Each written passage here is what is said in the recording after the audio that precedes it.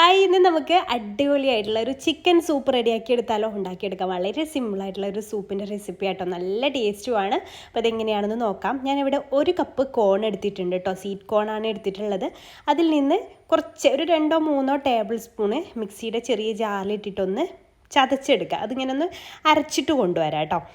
ബാക്കി അവിടെ നമുക്ക് അങ്ങനെ കടിക്കാൻ വേണം. ഇതുപോലെ ഒന്ന് ചതച്ചിട്ടും നമുക്ക് ആവശ്യമാണ്. അപ്പോൾ ഞാനിതിങ്ങനെ ഒന്ന് അരച്ചെടുത്തിട്ടുണ്ട്.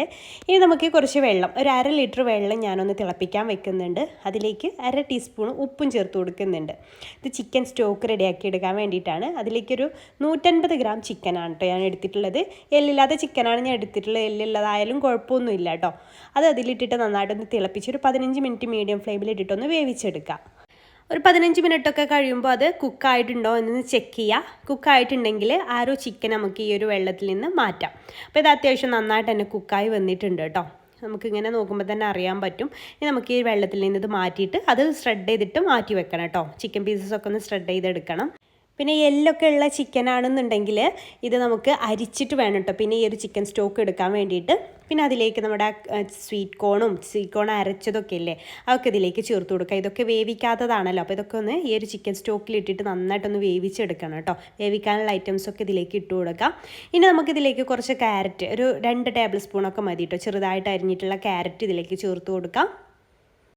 ഇത് അടച്ചു വെച്ചിട്ട് നമുക്ക് വേവിച്ചെടുക്കാം കേട്ടോ. അതൊക്കെ ഏകദേശം കുക്കായി വരുന്ന ഒരു സമയം വരെ, ഏകദേശം ഒരു 5-6 മിനിറ്റ് കൊണ്ട് തന്നെ അത് കുക്കായി വരും. അതൊന്ന് അടച്ചു വെക്കാം. പിന്നെ ഒരു മുട്ടയുടെ വെള്ള ഇതുപോലെ ഒന്ന് ഒരു ഫോർക്ക് വെച്ചിട്ട് അടിച്ചെടുക്കുന്നുണ്ട് കേട്ടോ. മുട്ടയുടെ വെള്ളയാണ് നമുക്ക് വേണ്ടത്, മുട്ടയുടെ മഞ്ഞ ഇതിൽ പെടരുത് കേട്ടോ. അപ്പോൾ അത് അടച്ചു വെച്ചിട്ട് നമുക്കൊന്ന് വേവിച്ചെടുക്കാം. അപ്പോൾ ഇത് ഏകദേശം വെന്ത് വന്നിട്ടുണ്ട് കേട്ടോ. എല്ലാം നന്നായിട്ട് തന്നെ കുക്കായിട്ട് വന്നിട്ടുണ്ട്.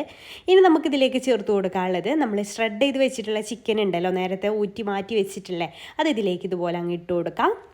പിന്നെ ഈ ഒരു സൂപ്പിനൊരു തിക്നെസ് കിട്ടാൻ വേണ്ടിയിട്ട് നമുക്ക് കോൺഫ്ലോർ ആവശ്യമുണ്ട്. ഞാൻ ഇവിടെ 1.5 ടേബിൾ സ്പൂൺ കോൺഫ്ലോർ ആട്ടോ എടുത്തിട്ടുള്ളത്. ഈ ഒരു 1/2 ലിറ്റർ വെള്ളത്തിലേക്ക് 1.5 ടേബിൾ സ്പൂൺ കോൺഫ്ലോർ മതി കേട്ടോ.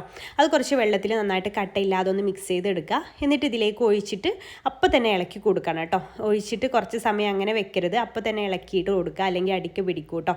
അപ്പോൾ ഇതുപോലെ നന്നായിട്ട് തന്നെ മിക്സ് ചെയ്തെടുക്കുക. അത് നന്നായിട്ടൊന്ന് തിളച്ച് വരട്ടെ.